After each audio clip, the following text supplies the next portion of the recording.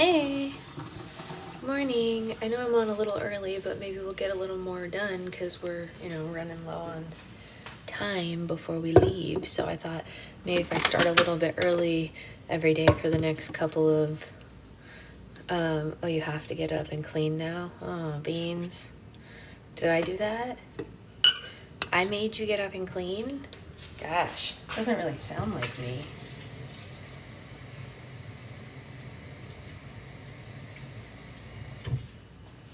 Do I really sound like the type of person who would make my friend get up and clean? I don't know. I don't really... It doesn't feel right. It doesn't feel like something I would do. Did I do that? Uh-oh. Do I not have any? Oh, I hope we ran the dishwasher last night. We did not. Uh-oh. Well, I'm gonna wash a cup by hand now.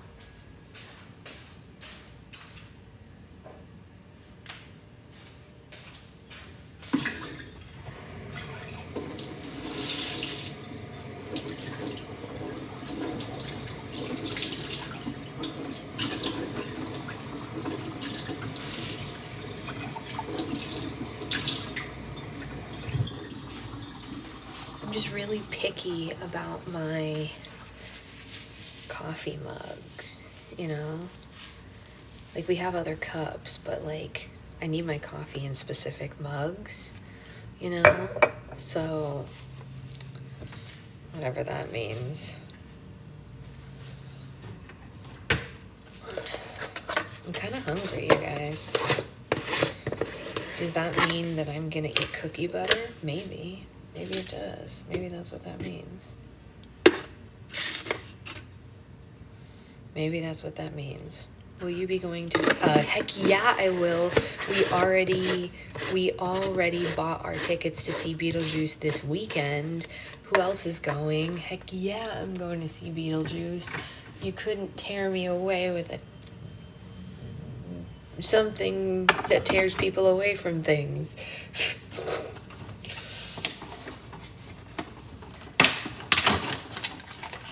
What was everybody's favorite food to eat when they were pregnant with their children? Just out of curiosity.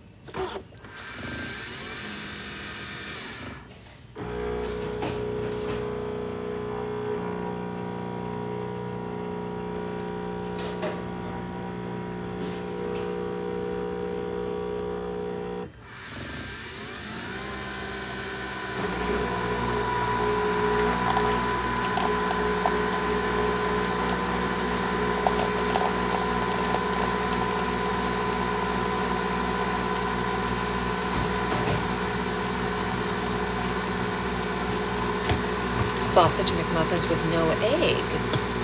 Fried pickles. Watermelon. I am obsessed with watermelon juice, right? Does that count? I drink a lot of watermelon juice. Sausage McMuffin with no egg. Why no egg? Were you like, and did you like your bit? You didn't want eggs? Pickled eggs, tomatoes, mozzarella, and bell peppers. Yeah, that makes sense. I'm going to see Coraline. Oh, fun. I haven't seen the other Coraline, so I am... Twix Creamer, it's peppermint mocha. So they don't have the peppermint mocha out here yet, but also the pumpkin spice sugar-free one, not so good.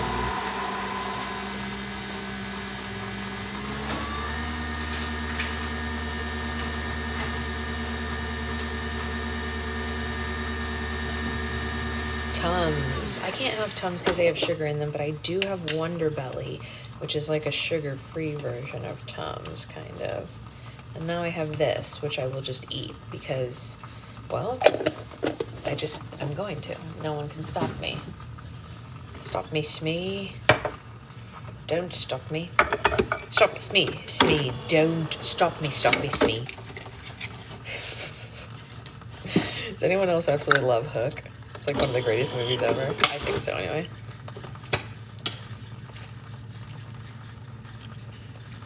I love Hook. I love everything Peter Pan related, actually. Bring it rain. The baby wants it, the baby gets it, yes. I was thinking about that this morning, Sloth. So I've been reading this book that a lot of people, my sister included, suggested to me. I'm sad my kids have no interest in watching it. That is horrific, Ray. Tell them they don't have a choice. Are they your children or not? Force them. Sit them down. Tell them that it is their history as children. And as a child, they must watch Hook. You can't go through childhood and not watch Hook. That's not even allowed. You're not even allowed to be a kid and not watch Peter Pan related things. The anger that welled up in my soul at your children who I have loved for a long time and never been angry at before just surfaced. It's a rite of passage. Okay, I'll do it again for you, Ray. Tell me when you're ready.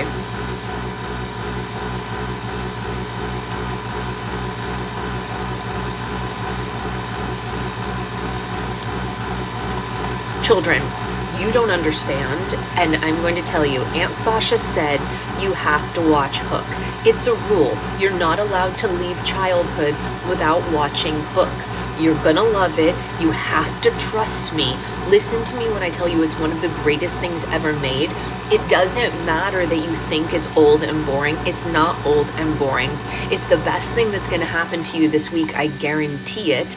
And you can report back to me and tell me that you like it. And I'll tell you what, I'm gonna make you a deal. If you like it as much as I think you're going to, I will make you imaginary food-themed slimes when I get back from my trip. But I can't make them until you watch it. So, you do you. I don't know what to tell you. Bangering.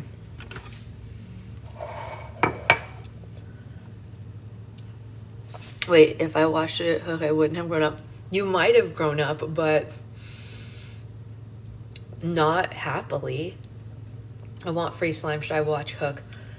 I guess, yeah. But if you've already seen it, it doesn't count. This is toxic. I don't think that's true. I thought it was a pretty funny joke, actually. I thought it was like the opposite of toxic. I don't know. Don't make me cry right now, Liz. I don't know. I feel like me fake threatening. Girl, do we know how's Arbitrary Canary Shook? She's great. She is great. I think a lot of people in the plot twist they get back to her and tell her they hated it. I'll cry. I'll cry if Ray's children hate Hook. You will see me tears. I mean, whatever. I don't know. Apparently I don't speak English anymore. It wasn't you. She was upset she wasn't being let into. That's ridiculous.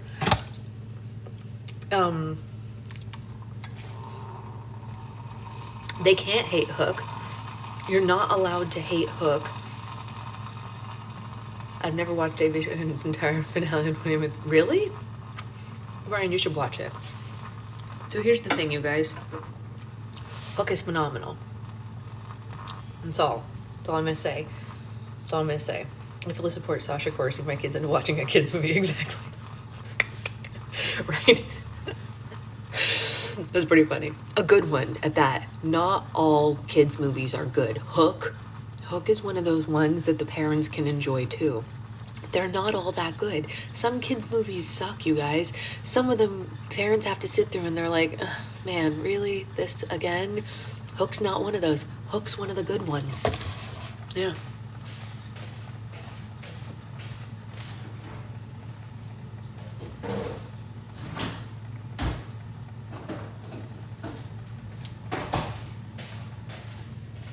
Now I want to make fake food themed slime. Hook with Robin Williams? Yes. Hook with Robin Williams, because Robin Williams was our childhood. Gummy Bear has no idea what she's coming into. Gummy Bear knows exactly what she's coming into.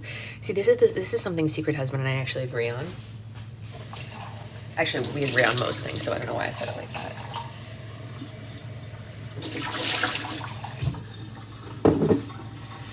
But as far as TV and movies for kids are concerned, Secret Husband and I both kind of agree that we can just form her interest into things that we also want to watch by just not telling her that the things we don't like exist until she has to go to school and learn about them there.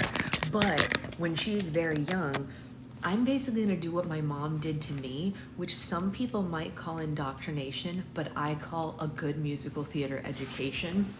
So when I was a little kid, I pretty much only watched musicals, Alvin and the Chipmunks cartoons, and Disney movies, right?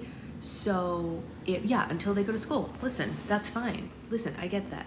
School ruins it, fine. But until they get to school, musicals, Disney movies, Shirley Temple, Alvin and the Chipmunks, all the stuff that we like, all of the Disney and Don Bluth movies from the 90s, you show them those things, they don't know the other crap exists, then maybe when she gets to school, she will be smart enough to figure out that some of the new stuff isn't as good. I have a solid 4 years, that's right, exactly. By the time I got to school, I was already so obsessed with musicals that I didn't care about the other stuff. It worked on me, so I'm hoping it will work on my child as well. We'll see how lucky I get. I don't know that it's going to work for sure, but my mom did it by accident, and I'm going to try to replicate the system. You guys, the first Judy Garland movie I watched wasn't The Wizard of Oz. I didn't know Judy Garland from The Wizard of Oz as a kid. The first movie that I saw was Babes in Arms. I love you and you're delusional, it's fine. I might be delulu, that's okay, but I'm going to indoctrinate my child into musical theater history before she gets to school. She's gonna know stuff, and she's gonna know the ones that are good. We're gonna watch all the Shirley Temple movies. We're gonna watch all the old Disney movies. We're gonna watch all the old Rodgers and Hammerstein musicals. We're gonna live on... Oh, I love you and your delusion. Yes, thank you. I'm also a little delulu, and it's okay. We're gonna, you know what I'm gonna tell her? Hey, Taylor. I'm gonna tell her about the fact that on our honeymoon while she was in my belly, we went on the Sound of Music tour, and then she's gonna be forced to watch the Sound of Music. What's the one that you wanted me to show my kids? I can't remember. The Little Princess is my favorite Shirley Temple movie. It's a great one. Thank you, Ray. I appreciate delulu is the solulu, right? In this case, delusion is the solution. That's right. You guys, I'm not backing down on this. This is what we're doing until she goes to school. Of course, I have all boys, so things are different. It kind of worked on my brother, though, Jennifer. I gotta tell you, it kind of worked on my brother. My brother is now a musical theater actor. It kind of did the trick, you know? So, yeah. I also, okay, you know, my kids have seen The Sound of Music, Nightmares Would Abound. Wait, why would your kids have nightmares because of Sound of Music? Yeah, Amanda, that's what we were saying. Until they go to school, it's a good plan until school. You're not a failure, Jennifer. Don't say that. How dare you? We don't talk about ourselves like that in book club. You're a great mom, and we love you. Listen, everybody's different, and every family has different structures. Seeing Wicked in person flipped a switch for my boys. They're pro musicals now. See, there you go. There you go. Everybody take their kid to see a big music. You know what? Honestly, I'm going to say it again. If I have to recommend a first show for most kids, I'm going to say it should be Lion King. They had to sleep over and watched it at 5 and 7. Heck no. No. I've never even seen it. And I'm closer to 57 than I am to 5. I think. Yeah, I am. I'm considering taking Brandon. Please do, Liz. Please do. It's so wonderful. It's an amazing experience. They took Zoe at night also, actually, Liz, and it was a little hard for her to stay up for the second act, but she loved it. No, don't hate me. I despise Lion King in all forms. Really? That's okay, Ray.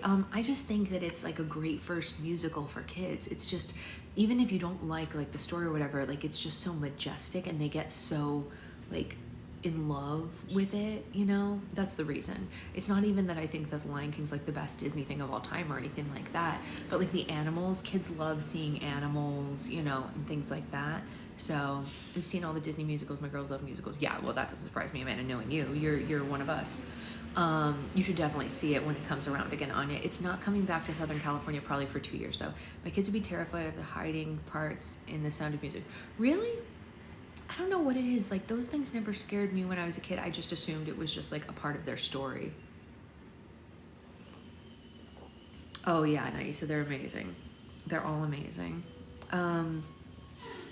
Okay, so anyway, that's my delusional plan, and I appreciate all of your support. You know, I don't usually believe in indoctrination, but when it comes to musical theater, I will indoctrinate my child into the fold. I remember being scared, but my number one child has been bad people. Yeah, but then they win in the end. Like, I was always scared of bad people too, but it turns out okay in the end. And the even better thing is that you can show the grandchildren of the real people from the movie still singing the songs in present day. So like, it not only worked, they not only escaped, but they had kids and grandkids. So like, they won and they're still singing. That's what makes it so good. Phantom of the Opera. You guys, speaking of Phantom of the Opera, has everyone seen the videos going around about the new Christine? Have you guys been seeing her? Her voice is so good. I'm not a Phantom fan, but her voice is like clear as crystal. Has anyone else seen these? They've been on my FYP for the last couple of days. She's phenomenal. Wow. I mean, just A+ to her. She really got me. I stopped and watched, my mom's friend was in The Sound of Music. Well, her body parts. I don't know how I feel about body parts. I feel like, I don't know about that. No, but I'm gonna have to look. Yeah, I don't remember her name. If I see it again, I'll share it in the thing. Ooh, really quickly, before she was hired to Clementry. Oh, she was in that scene. That's a great scene, a lot of fun. Oh my God, did I tell you guys? Okay, we're only staying in Salzburg for one night, and then we're doing the Sound of Music tour. The hotel that we are staying at in Salzburg was used as the facade for the Von Trapp house in all those scenes with like the tree climby scene and everything. So like they made a set for the indoor scenes, but the outside scenes is the hotel we're staying at in Salzburg. Yesterday, I was visiting my cousins and my aunt and uncle, and my cousin's husband asked me if the Sound of Music tour I was going on was a sing-along tour. And I said, I don't think so. And he said, it might turn into one with you there. And I said, that's true, it might. I'm sure people who go on the Sound of Music tour just can't help themselves sometimes and they break out into song, right? Like I can't be the only one. It can't be that special. People go and they sing the songs. It's like a thing, right? I assume. Accurate. Your life is a musical. What do they mean? Yeah. So, anyway, how could you not? That's what I've been wondering. I don't know. I just have the sound playing on my phone the whole. Yeah, exactly. You might be the only one, but maybe that's good. Maybe, or maybe I can convince everyone to sing along with me. Maybe I'll be their Maria and they'll sing like the children. I'll be like, let's start at the very beginning. And they won't be able to help themselves because they'll be like, oh my God, she kind of sounds like her. You know what I mean? A little bit. ADHD is amazing. It's so true. I have such problems. There is a world where one day I will stay on track with one topic. It's not today, but I'm sure it's out there somewhere. Oh my God, is that Julie Andrews? Is she here? Let's all sing with her. That would be amazing. Be sure to video if it happens. Yes. Well, I don't know if any of you guys have seen it. Secret Husband filmed a video of me singing when we were in Scotland. And I made it rain singing The Sound of Music, actually. It was crazy, but there's a video of it up on my page in the... We really are, Jennifer. If you go in my Wanderlust playlist, there's a video, because we were like in these mountains and they were so beautiful, and he was like, you should sing a song because there's like ambiance and stuff. And so I was singing The Sound of Music and it just started pouring rain. And he was like, are you a witch? Or like, what's happening right now? We always kind of are though. Yes, we always kind of are. It's true. All right, so let's get reading. Because we want to, no, a fairy. Oh, fair enough. I prefer mermaid, but like, you know, we were at the fairy pools at the time, so Liz is mostly correct. We broke the clouds open. It's true. It was fun. And then the rain stopped afterwards. So anyway, let's read. We are on chapter 9 today. Get ready to laugh because we're having a rip-roaring hilarious time with this book, or at least I am. And let's see what Hayden and Hallie are up to today. So you've stayed in a haunted hotel before, but have you ever stayed on a haunted boat? The Queen Mary looks just like the Titanic. Big black hull, tall smokestacks jutting into the cloudless California sky. I'm gonna spend the next 24 hours pretending I'm some early 20th century socialite, smoking fancy cigarettes and wearing the finest pearls. Mentally, at least that's what I'm gonna do. Physically, I'm wearing a pair of jeans, Doc Martens, and a scroll branded knockoff Ray-Bans from last summer's company barbecue bash, because I lost my actual sunglasses on my way in this morning.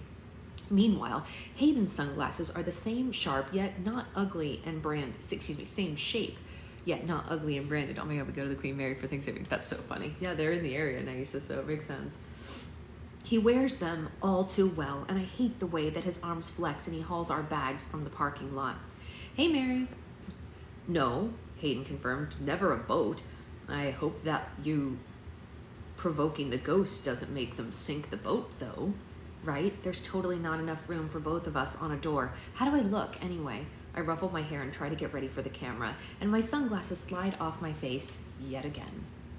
Hayden pauses like I've caught him in a trick question. He censors himself before he can say anything and bites at one side of his lip. Like that night at the Roosevelt, I desperately want to know what he wants to say, but I'm also kind of afraid of what it means. You look very, very lovely. Is that sarcasm? I ask him. No, not one bit. He spits it out a little too fast and then pivots even quicker, hitting record on his camcorder. Tell us where we are, Hallie.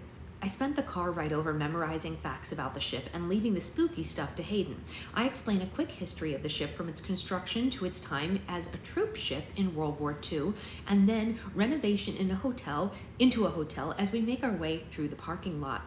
We avoid filming other people, but as we step onto the elevator, we certainly do catch their attention. I can't imagine why. We're a chaotic mess of 2 overnight bags, a large camera bag of equipment, and Hayden in a shirt that says, "The bird work for the bourgeoisie." The birds, excuse me, his shirt says, "The birds work for the bourgeoisie," which I don't really understand. And I have blue hair. We take a few discreet shots of the lobby, still decorated like it's from another time, and Hayden confirms the room that we're staying in, the most notoriously haunted room.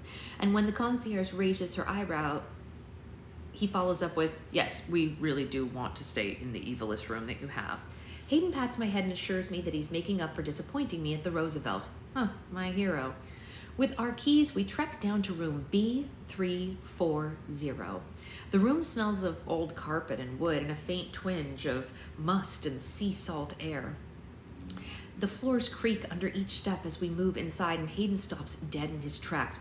"Sorry," I mutter, rubbing the spot on his back that I stumbled into. Hitting him is like hitting a brick wall, and that should not turn me on, but it kind of does. I'm thinking about walking into him while half-dressed and touching his bare chest beneath my fingertips, and suddenly his halting makes sense. The room is small. A main cabin with a dresser, a TV hanging from the wall, a small couch, and a very dinky bathroom. And only one bed. My lips zip together, eyes darting back and forth from the bed to the couch. There's no way in hell either of us will fit on that couch, and the thought of sleeping in a bed with him sends tingles down my spine and a sudden heat to the pit of my stomach. "Oh," Izali says. "Yeah," I say. Hayden steps further into the room, setting our bags on the bed and looking to the couch. "Well, I'll take the couch, or the floor, or something. I don't know. It's not a big deal." "You don't have to do that. I don't want him to sleep on the scary carpeting or volunteer his spinal health for the cause, but I also worry about what it'll do to me if we share a bed. It'll smash the boundary walls that I've been trying to keep between us." "We can figure that out later, I guess." "Yep, sure. Yeah, no need to worry about it yet." I can only imagine what the comments on the new video will look like. Based off our first episode, we have a fair number of fans wondering if we're together. Nora read the most entertaining comments one day at lunch and then promptly hunted around to see if anyone had written fan fiction yet.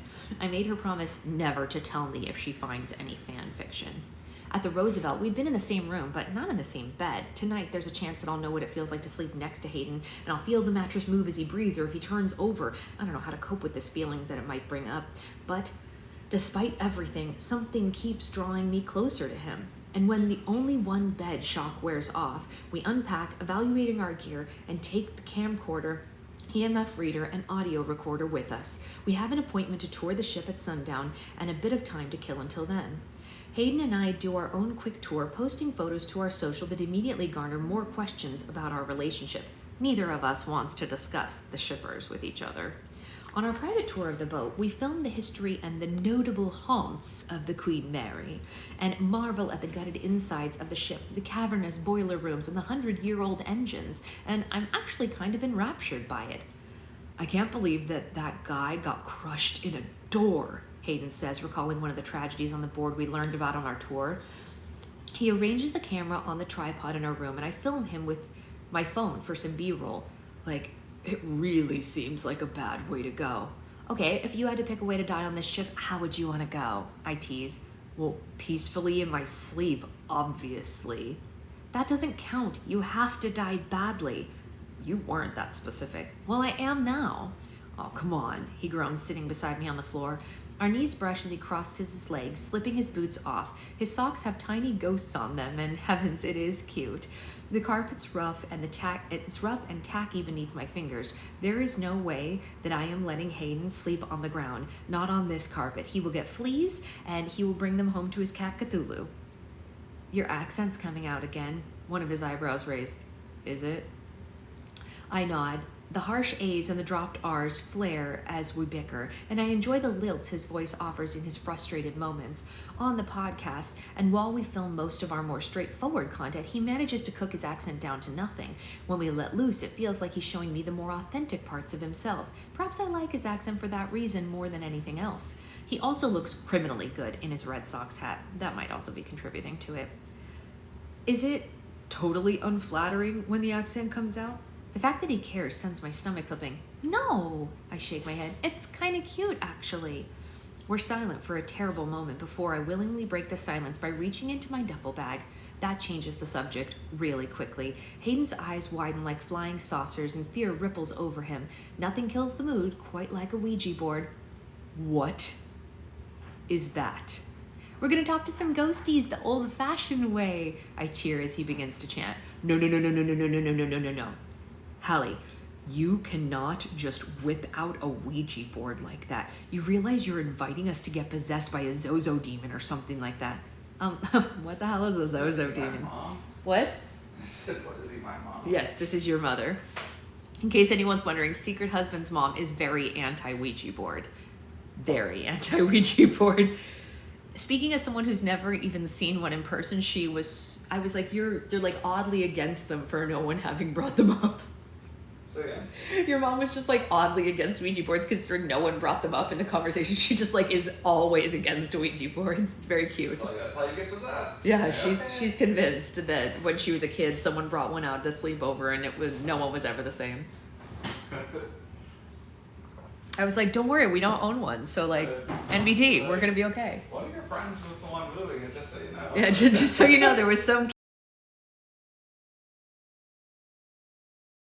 kid member tried to call me. Got her good. The kid did get her.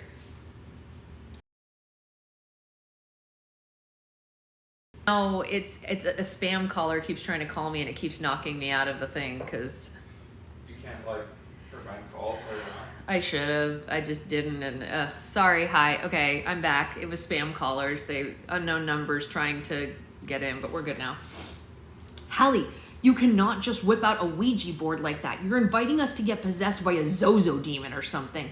What the hell is a Zozo demon? He pushes the box away with a single finger. You don't even want to know. Oh, whatever. I'll Google it later. I unwrap the box, placing the board and the planchette down. Do you want to ask the first question? No, he spits. Abso-effing-lutely not. Fine. Are we rolling at least? Oh, sadly, this is one take. Scene 1 of Hayden and Hallie found footage operation, he says to the camera, clipping the mark and for the take. Despite his hesitations, Hayden rests his fingers on the edge of the planchette with mine. His fingertips brush against my knuckles, cool and rough, and just enough to set my skin on fire.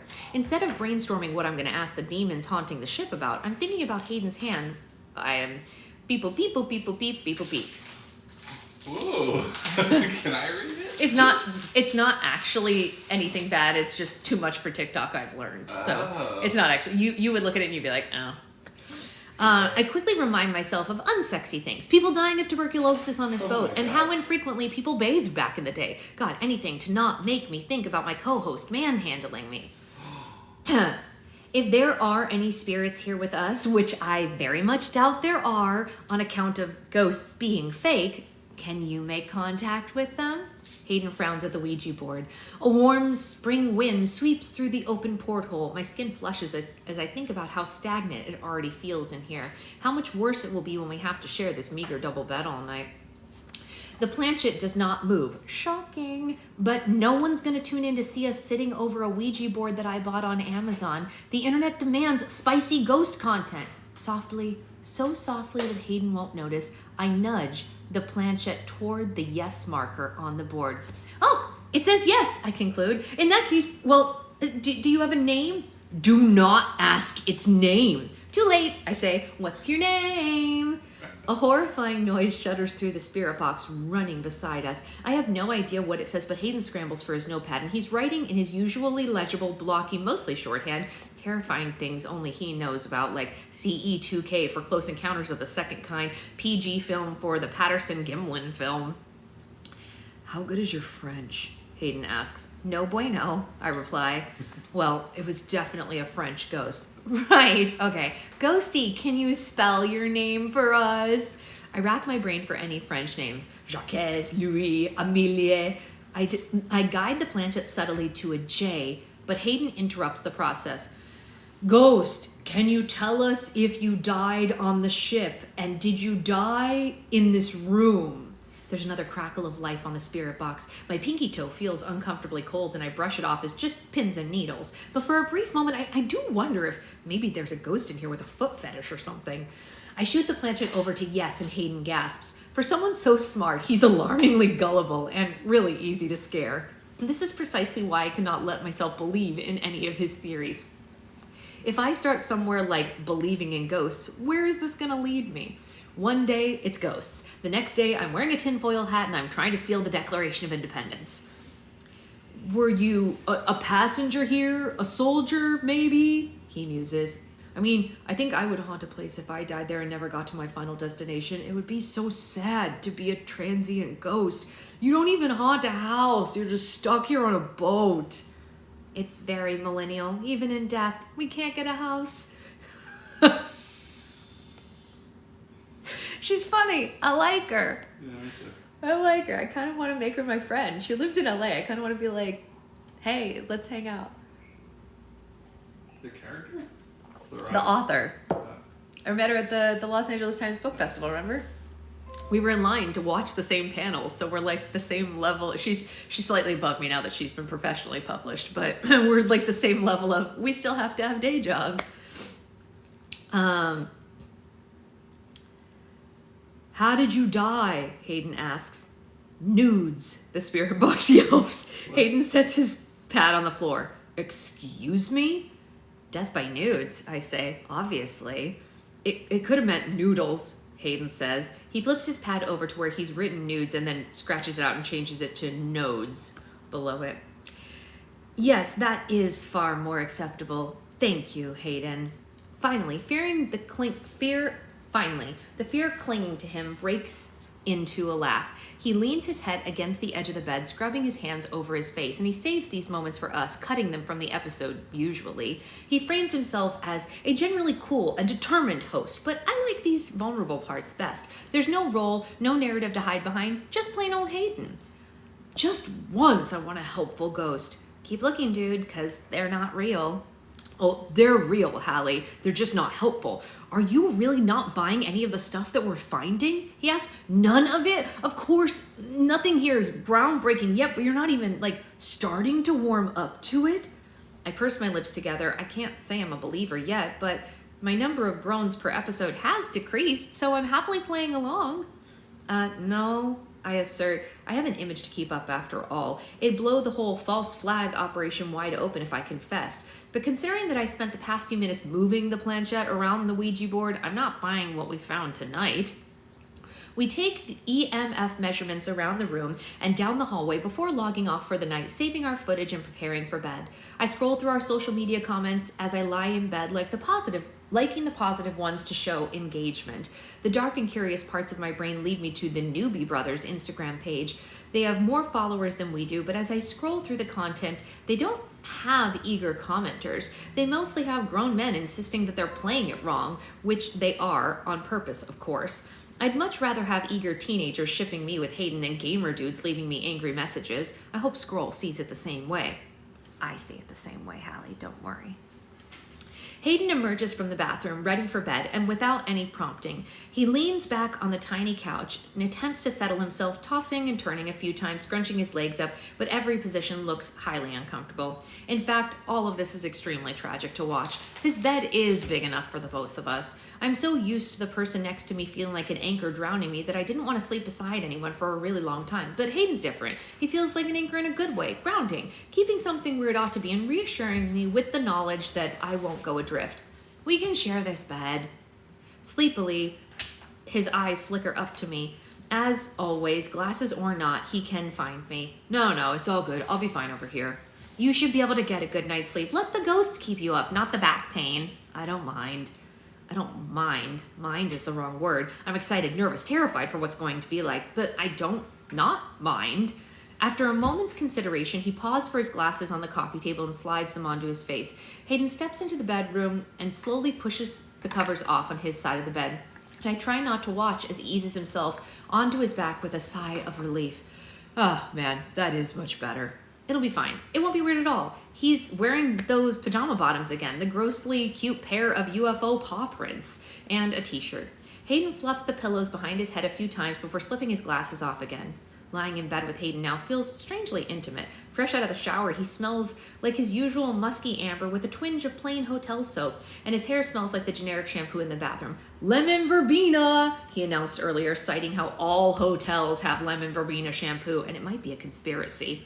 I can point out every one of the freckles on the bridge of his nose that are almost too light to see, and my finger wants to trace over them. This will be a game of sleeping as far away from each other as we possibly can, building a pillow wall between us. The thought of waking up close to him, feeling him breathing, knowing the sounds that he makes while he's sleeping will undo me. My entire body shivers at the prospect of warm breath against my back or spending the night falling asleep to the sound of his heartbeat. "Are you good?" he asks. I nod. Our eyes meet in the middle, and he can study the blurry canvas of my face, splotches of blue watercolor in his vision, but he can't see me studying every angle and feature of his face. You know, the show is, it's so much better because of you.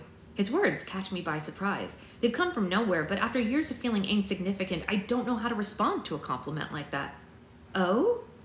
I mean, I've never thought about having a co-host before. Look, I love the podcast, but doing it alone isn't easy. It's a lot of work and it's isolating. It's hard to imagine doing this alone now. Swallowing the tears in my throat is a valiant task. Thanks.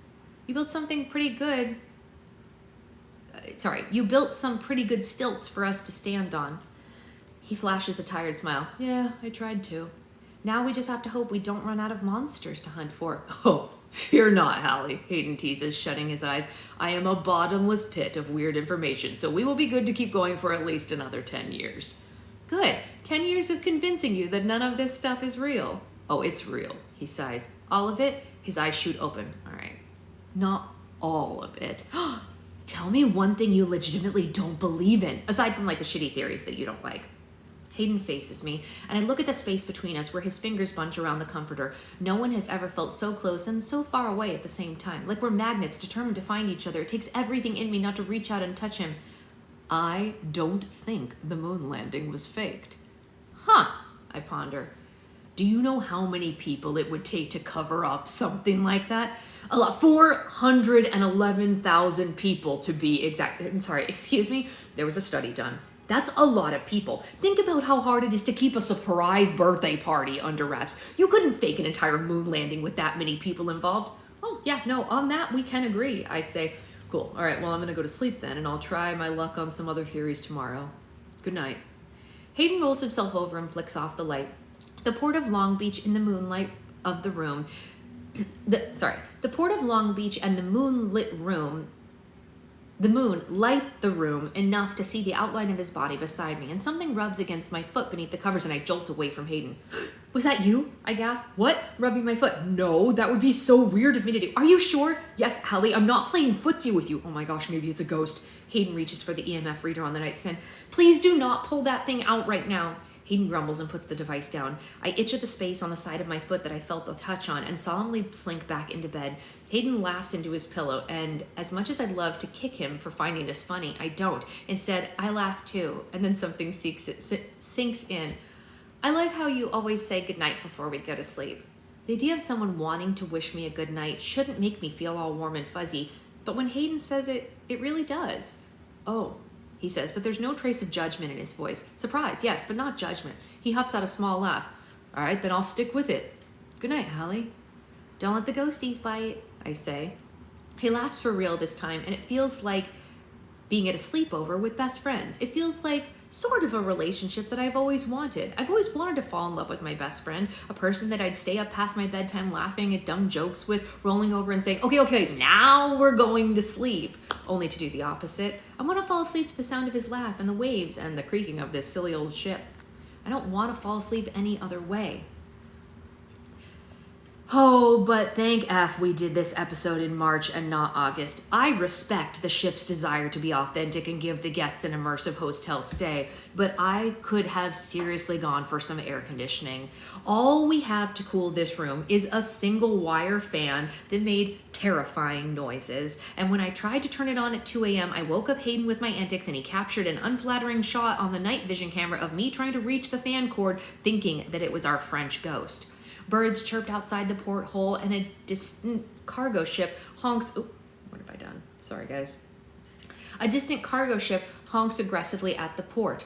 They're first real sounds I've heard all night. No ghosts, no demon possession. So far, we are 0 for 2 on finding ghosts at haunted hotels, and Hayden is an alarmingly light sleeper.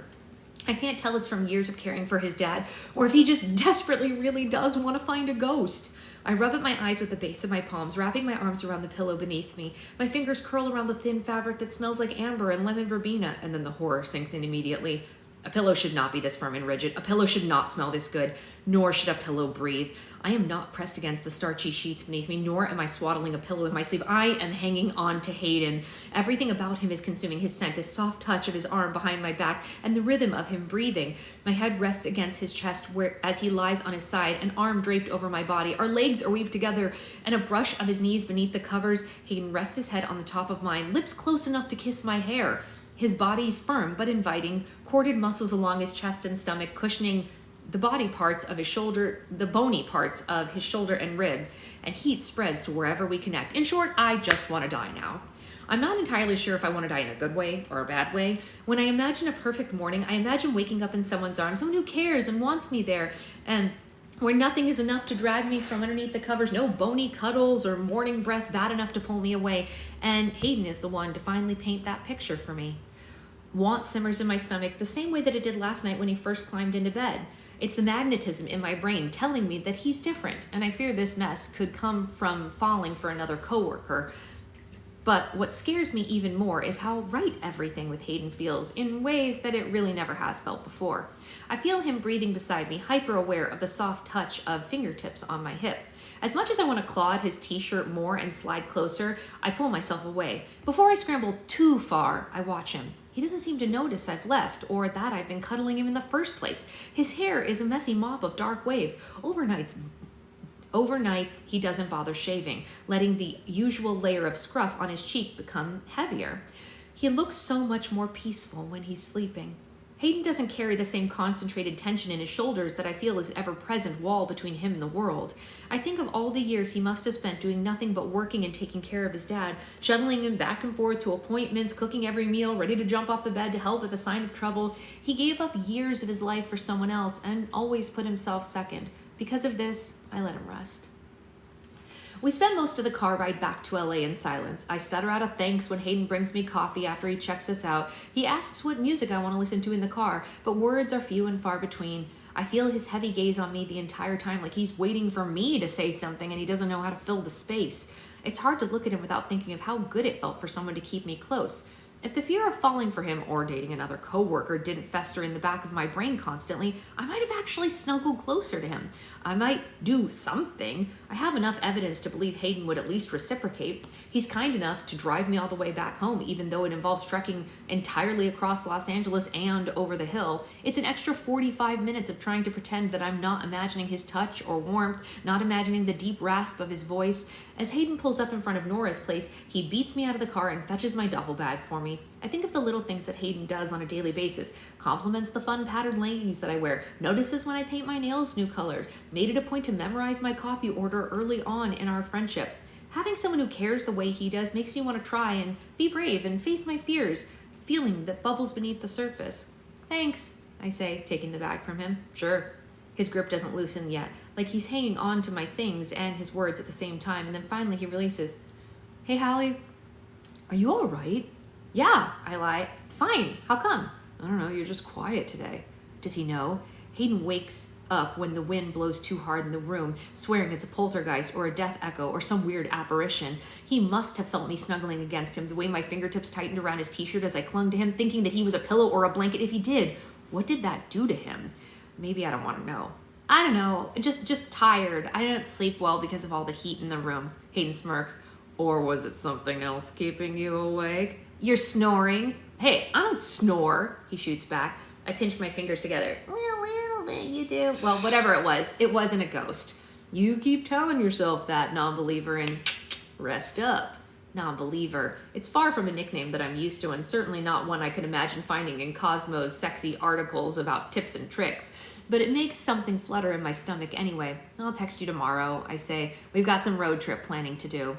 His smile quirks and he nods. We do. Bigfoot hunting is serious business. I'll see you later, Hal. Nora's at work, leaving Lizzie and me to unpack and lounge for the rest of the day. I'll provide her with a single grape to appease her into not doing anything weird or throwing herself at the wall of the terrarium.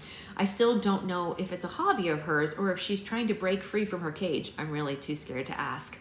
I shower, ridding myself of the sweat that I accumulated overnight. By the time I've dried my hair and changed into my cozy clothes, there's a knock at the door. I expect it to be one of Nora's Amazon deliveries or a company asking her to sample their products in exchange for a review and promo on Scroll. I peer through the peephole and my heart drops into my stomach. A sharp chill shoots up my spine and I'm sure he's heard my footsteps and by now he knows, Hallie, I know you're home. It shouldn't shake me the way it does, but Cade is at my apartment. The apartment that I'd run to when I was trying to get away from him. I've always felt safe here. It felt easy to pretend that I'm healing and moving on. Nora's got a deadbolt. Nora's got a security system in her own way.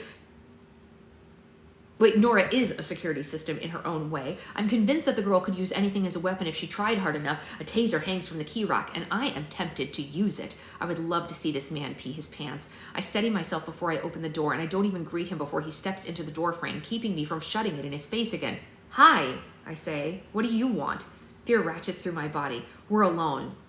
At work, I can at least count on him to be unpleasant or sickly sweet in a way that'll discredit me. It's why I've never gone to HR, never tried to escalate the things that he's done. It's my word against his, and Kevin likes him. There's no proof, just a whisper network of female employees telling each other not to get involved with him.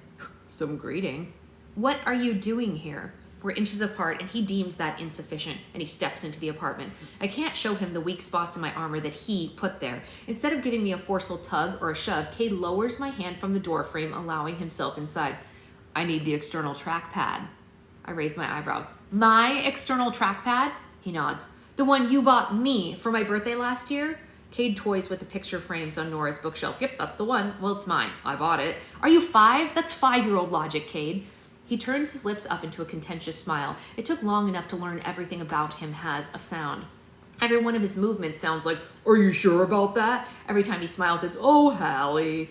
Everything he does is there to remind me how insignificant I am. Every emotion I have is silly and frivolous. He eyes me, surveying a worn-in floral print leggings that I'm wearing. I'm not wearing a bra under my hoodie because it's not like anyone can tell. I'm sure Cade's thinking of all the ways I've let myself go since our breakup. Well, it was my money, so I feel like if I need it, I should be able to use it. I shut my eyes. Again, that's 5-year-old logic. Hallie. Cade, I shoot back. Is this the least you could do? I could charge you for a lot of things if I wanted to. I never made you pay for utilities, even though you used them. I could have done that, but I did that for you. He turns, approaching me, and rests a finger along my jaw. At one point, I was so flattered by the attention from him. Now I can't even stand to have him near me. I just wanted you to be happy, and you never appreciated it. You never wanted that. For someone who talks about how much I invalidate your feelings, you sure are gung-ho to do it to me. Silence burns between us at an impasse. He waits for me to speak again. Hallie, I want the trackpad.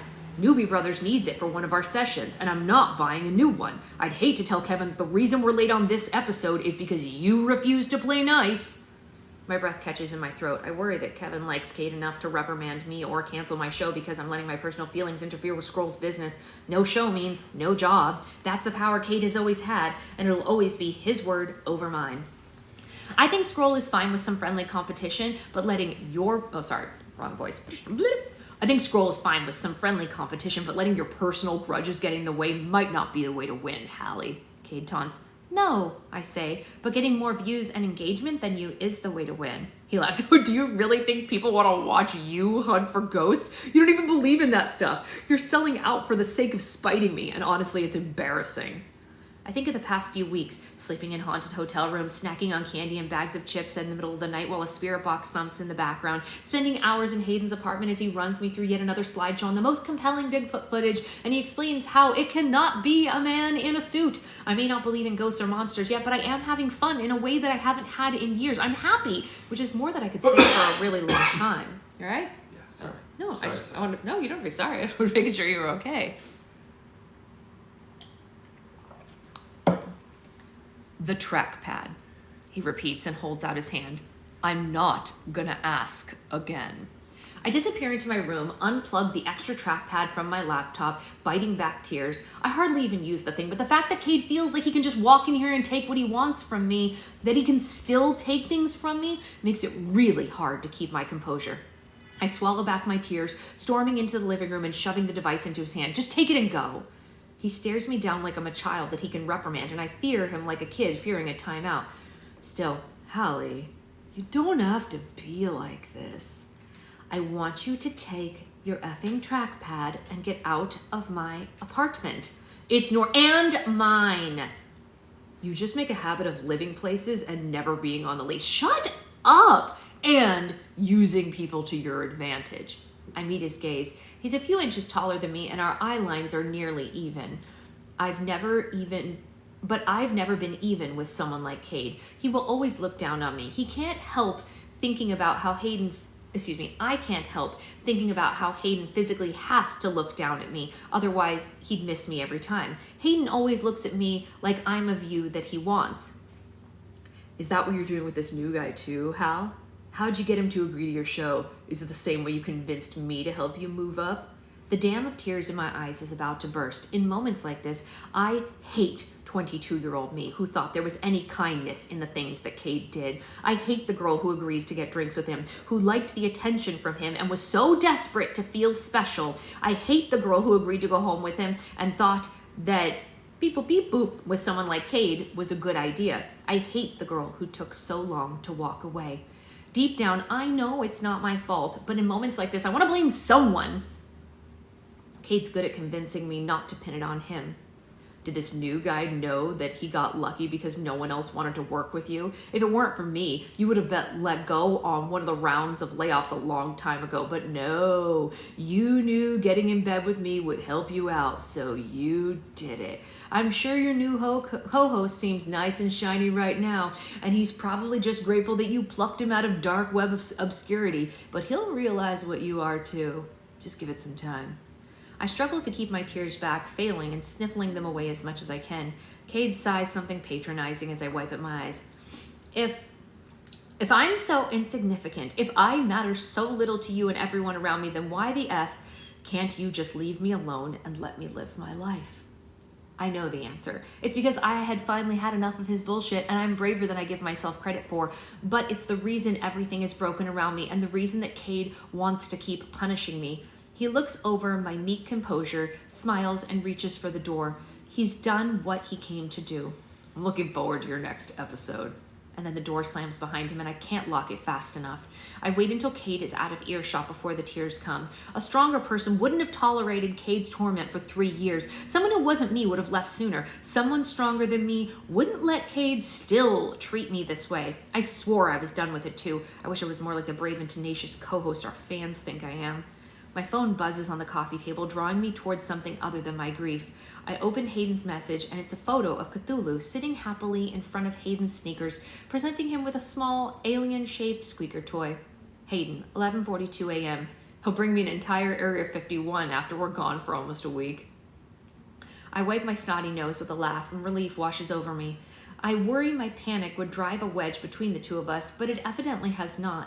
I think of Hayden and the small things he does to make me happy, especially when there's nothing in it for him. I think about how he cares, and despite what I feel about myself, he doesn't see me in that way. Our fans don't either. I need to trust them and remember that what I'm doing matters, and I type out a response. Hallie, 11:43 a.m. Aw, he missed you. Against all my better judgment, I already miss him too.